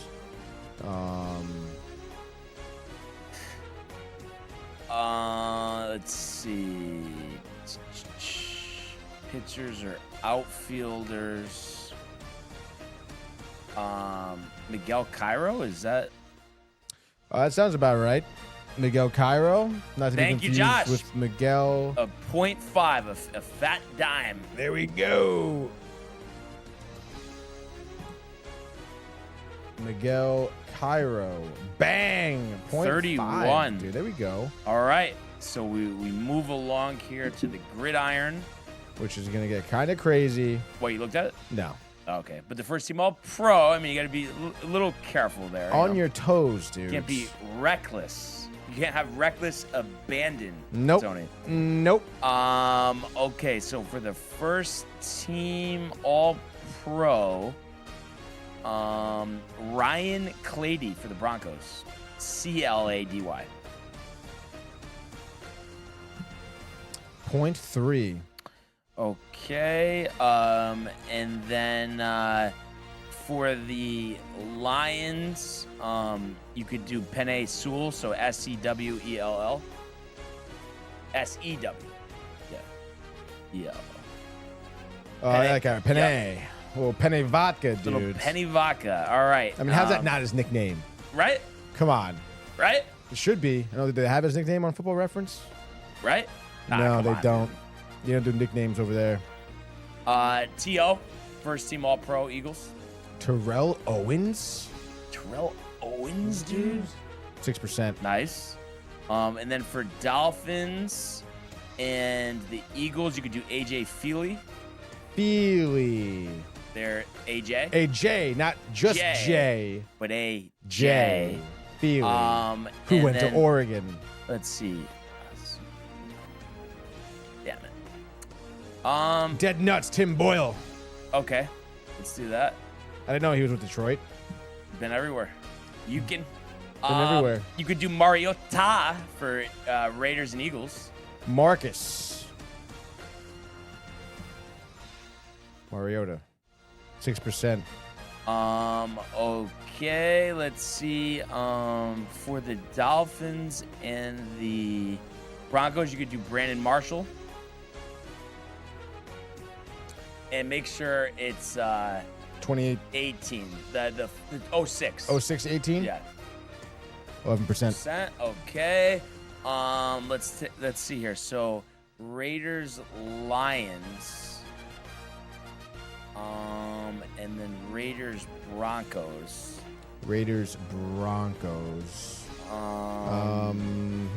Running back, wide receiver, quarterback. Not Jake Plummer.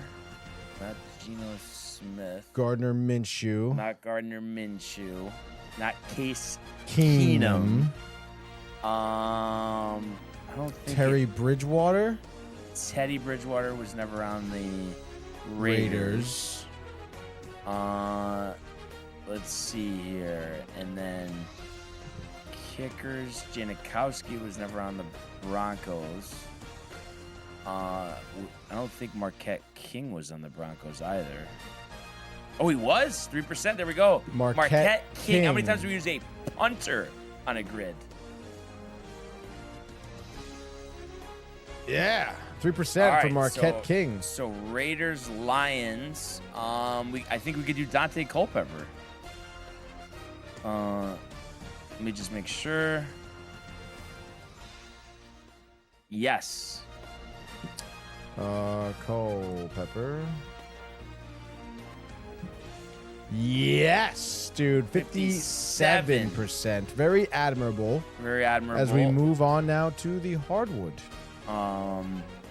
And this is usually Josh's specialty with Only a Sam one team. Cassell here. We have a Sam Cassell. No, I mean I'm just saying that's A usually- Bismack. a Bismack Biambo. Let's see here. For the Magic, you could do Anthony Black. Only one team. Yep. Come on. Celtics, only one team, Fab Mello. Fab. Jesus Christ. Okay, and then the Jazz. There's somebody I'm thinking about. I think there's somebody on my fantasy team right now. Who is it? I don't know. I'll have to think about that one. for a Jazz. Only one team. second. Let's see. Alert Abdullah Oh, too. he meant Alert? No, Abdullah. Amir Abdullah. That's the name he was looking for. Okay, let's see here. Oh, Monte Ellis, was he on the Jazz or the Celtics Mavs? I don't know why this one seems like a little like low key, tricky, you know? Porzingis. Porzingis is definitely High. high, but there's another. Who was it? Who was that a trade for Porzingis?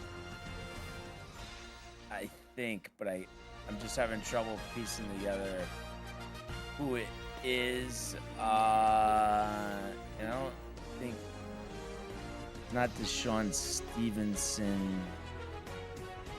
He was on the Magic though, so that's actually good. Magic Mavs. Magic Mavs, Deshaun Stevenson. 1%. Let's see, was James Wiseman on any of these teams? Dead nuts. Jay Jay Crowder. That's the one I was looking for. Fuck, dude. Right? Gotta get on that. Oh, and then we could do Darren Williams, or he's probably gonna be high. Darren Waller. Yeah, 36. Let's see. And then the Warriors Jazz. Feels like there's like a center or something.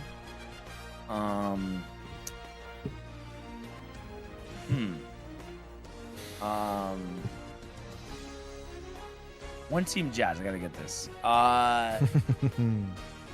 Who's the guy? It's not Marketing. It's like a guard.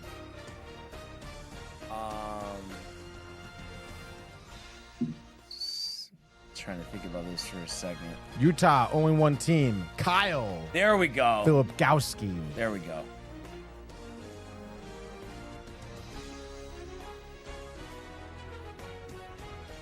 Where'd he go to college? He went to Duke. He did go to Duke. Big man, 6'11". He's from Middletown, New York. What do you know? What do you know about that? And that seems like a nice guy. That's exactly how it was spelled, Josh. That's how it's spelled. Very Josh. good, very good. 7th grade spelling bee. Josh won it. Warriors Celtics. Who am I missing here? Warriors Celtics? I don't know. I know there. Andre Drummond. No. Blake Griffin. No. Glenn Davis, but I don't think he was on the fuck Warriors. is Glenn Davis? No. Was Gilbert? I don't think Gilbert Arenas was on the Warriors. Gilbert Either he was. Arenas. There we go. 11%. Gilbert Arenas. Warriors Magic. Warriors Magic. Warriors Magic. Gilbert Arenas. Okay. Warriors Magic. We were not just talking about Warriors Celtics? We were, but then I just thought of it. Oh, sorry for thinking of it, dude. My bad. Yeah, you should be. Nate Robinson, Warriors Celtics. It's got to be what he's referring to. You sure about that? Hold on. Yeah. 3% for Okay, so Nate. 2 left. The Fucking Jazz, Jazz are so dude. annoying. Washington. Role players. Korver wasn't on. Kyle Korver. Was not on the Celtics or the Mavs. We're done with the Celtics. No, I'm just saying though. Warriors or Mavs, same thing, different day. Shit. David Lee. Roth. But David Lee was not on the Jazz. Warriors. Other guy. Wow, man. I mean, I guess, dude. Look up Warriors Jazz. I guess, dude. Warriors.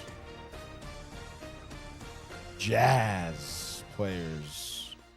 Let's see. Josh B. Just want to make sure the comments are open. Let's see. We're looking for Golden State Warriors, Utah Jazz. Ugh. Oh, this is a guy. Oh my God. I'm surprised Josh hasn't said this Same already. himself? No. Cujo. No.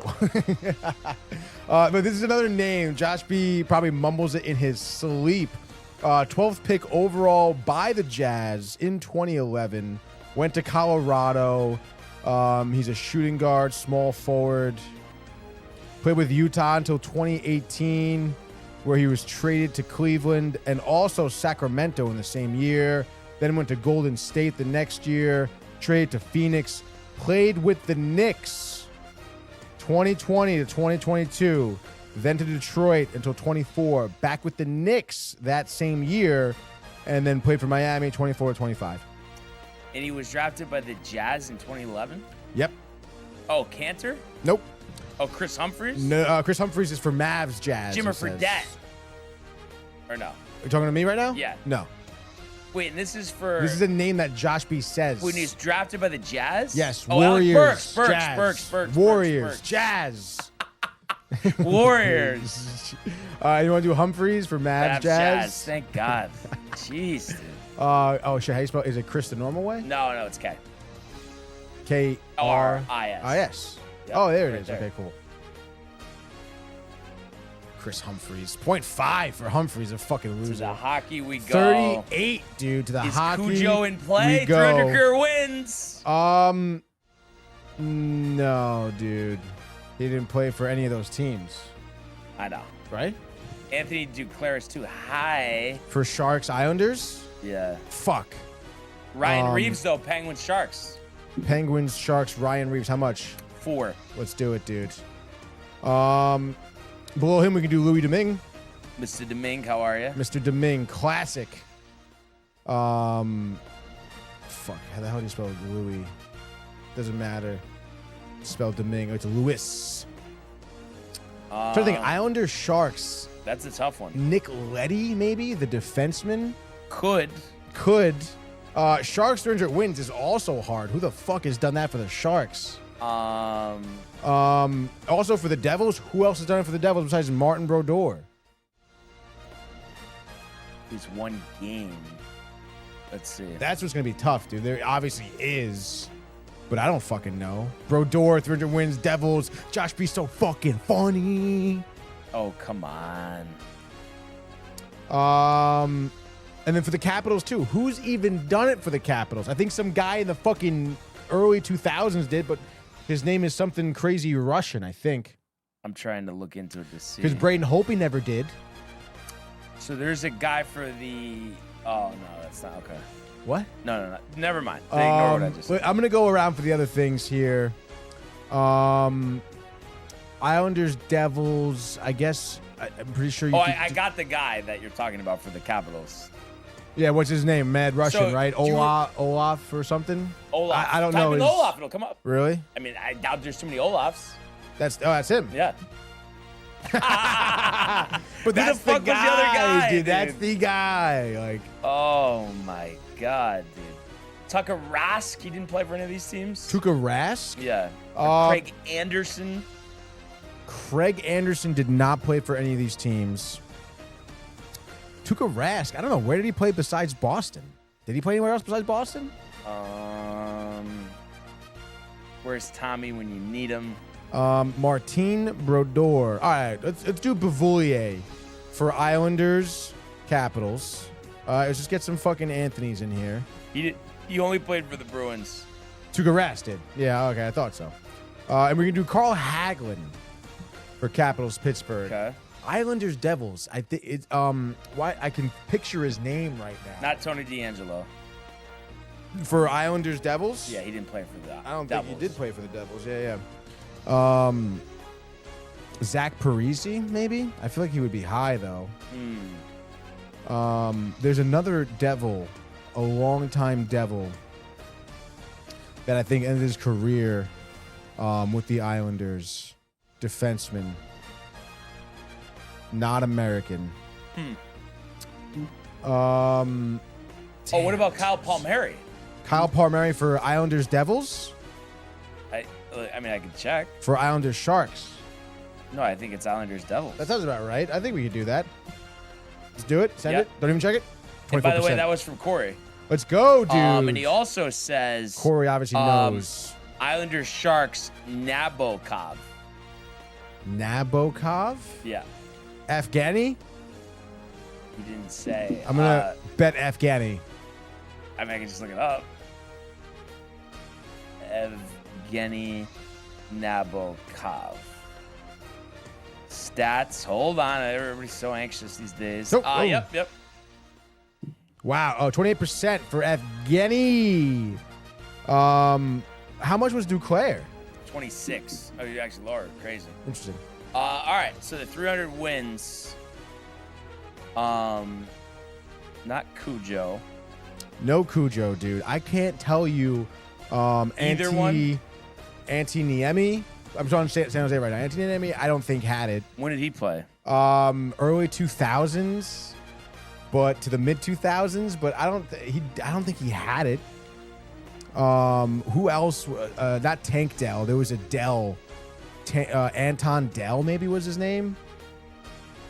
No, what's his name? Chris Dell. Aaron Dell, but I don't think he had it. Oh, you know what's tough? It's like Blackwood was on the team. Nabokov had it. Nabokov? Yeah. Oh my God, really? Oh yeah, goalie, 300 wins right there. Wait, what about Martin Jones? Martin Jones, I don't think had 300 wins.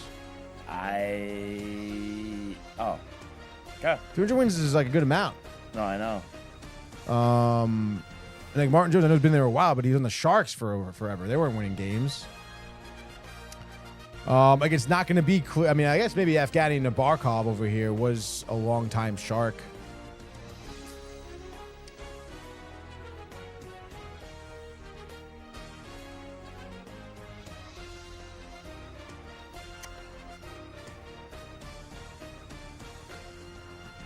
And then even for the Devils, it's like... Hold on. Did Carey Price play for the Devils? No. Crawford? Corey Crawford? I didn't see his name here. Corey Crawford? For the Devils. I don't think so. I don't even think he has 300 wins. Corey, probably not, actually. He's been injured for most of his career.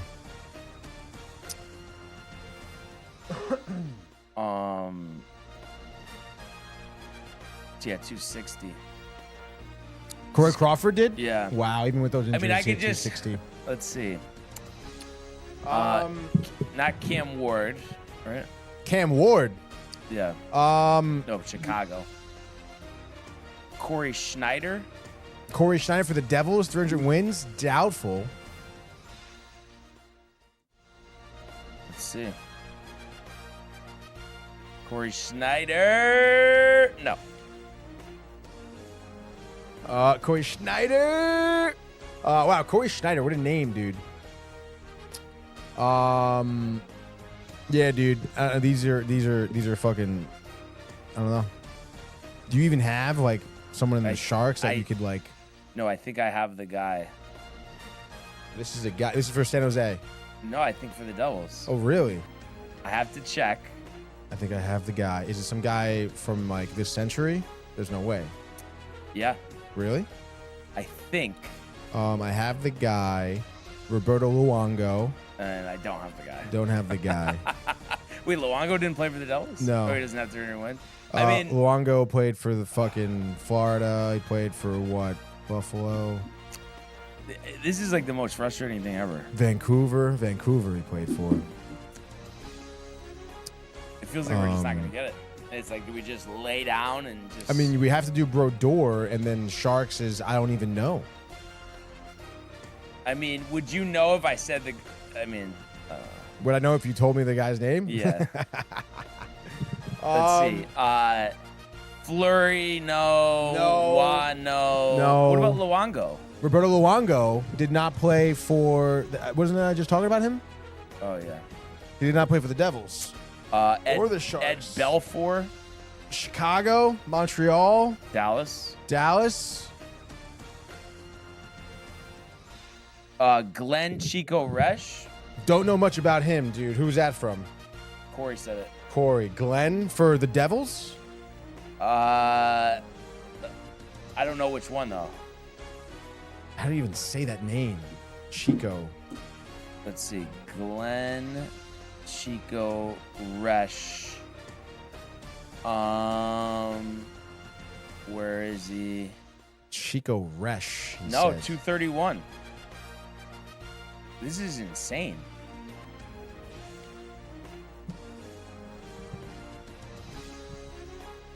Oh, this is an Islander guy. Corey's a big Islander guy. Yeah. Sean Burke, no. Islanders, Devils. Sean Burke for who? I don't know. I just... And we can try Sean Burke. we can try it. It'll be wrong.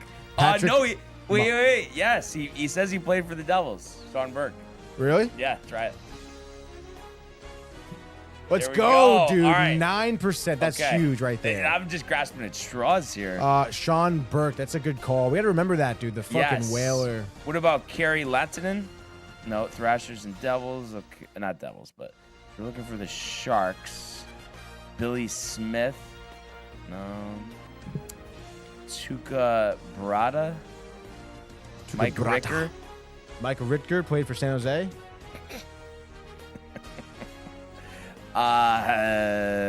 It feels like Luongo did for some reason. You want me to didn't. try Luongo? No, he did. He didn't do it though. Cujo? Are you sure Cujo didn't even like get a cup of coffee? I mean, I guess I would not know, but I don't think so. No, he didn't. Jacques Platz. How long? First of all, how long have the Sharks been around? Oh my God! I mean, they were brought in the 90s. 90s. So anybody that did it way back, Bravowski never played for the Sharks. No. Tony Esposito, no. Glenn, no. Jonathan back in Quick, the day, no. Grant Fuhr, no. no. Okay. Chris Osgood, I don't think so. no. Okay. Ryan Miller, I'd be betting on no. That guy been for Buffalo. yeah, no. Dominic Hasek, That's also the guy that's from Buffalo and Detroit. And Mike Vernon.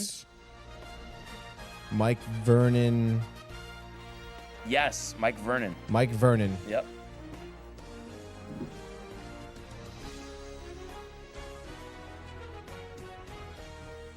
%14 for Vernon, dude. Hey, there we 188, not too shabby. go. Not too shabby, dude. Look at that, dude. Not bad at all, dude. Yes. Let's see. There were 4 goaltenders to pick from. And of course, it's gonna give me the whole fucking thing. Oh, Ed Belfour did do it. Eddie Boy for the Sharks. I guess so. Says Wow. San Jose right there. Teams. You learn something new every day, right? Eddie Belfour, dude. Yeah. Yep.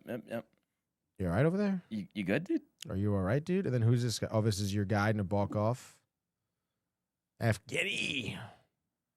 So who's the 4th? Mika Kaprizov. San Jose and Calgary. That's tough, dude. That is tough. Oh, there's only 42 goaltenders that have over 300 wins. Yeah. No, I was just looking at. I was like 3/4 of the way down that list too. Unbelievable. Yeah, dude. man. Like, it's Crazy. it's hard. It's hard. It's hard stuff. Nick's going through some hard times, huh? Blown out by the Mavs at home. No Anthony Davis. You know, right or no? Yeah, dude. You hear what Kat said after the game too? Like About effort or something. about effort and the ticket prices and fans should be booing us and shit. Like Not good. Not good. I don't know what he was thinking when he Yeah. said that though. Why would you say that? Let's see. So Knicks have lost 4 in a row, 5 out of 6, and actually 11 out of 13. Sean Burke, dude. 25 and 18. Shambles. Next game out tomorrow against the Nets. So see what they do. UConn off till Saturday. Providence, my mom wanted me to mention on the show. Really? Losing in overtime to Marquette. We're talking about how Marquette, dude. head coach Kim English not cut out for the Big East. You would expect him to get canned sooner rather than later. Indiana, Michigan on Peacock at 7 tonight. Who's gonna watch that? LSU, Florida, NC State, Clemson, Kentucky. No, not Kentucky, but Arkansas, Vandy's a good one. Purdue, UCLA, and then Kansas, Colorado. Bill Self was hospitalized. I guess he's okay, but he's had some heart stuff. I think it's just being a coach sometimes. You just get too jacked up. You know? Yeah, absolutely. But big show coming up tomorrow. We're going to preview the American Express. We'll have the return of world number 1. And last year, twice a major champion. That's Scotty Scheffler. He'll be in that field. So looking forward to doing that tomorrow. Is that your mom? No, it's not. So I guess that's really where we're at. Yeah, right. Good show today. Yeah, pretty hard grids, dude. Hard grids, but we grinded it out. Thanks for the assistance, Corey and Josh. Yes. And, I think Pollock was in there at some point. Needed it. But yeah, thanks everyone for tuning in, continuing to comment, like, and subscribe. All the archives on the YouTube page, Tony, Michael, Renee, and Jay in costume. Merch, DowntimeTV.com. Want everybody to enjoy the day, enjoy the games. Let's go Rangers. Let's go Rangers. And we will see you mañana. Hey guys, Tony here from Downtime TV checking in. I want to thank all our fans out there who's been liking, subscribing, sharing our content. You guys are the best. You guys are our bloodline. You make us love what we do.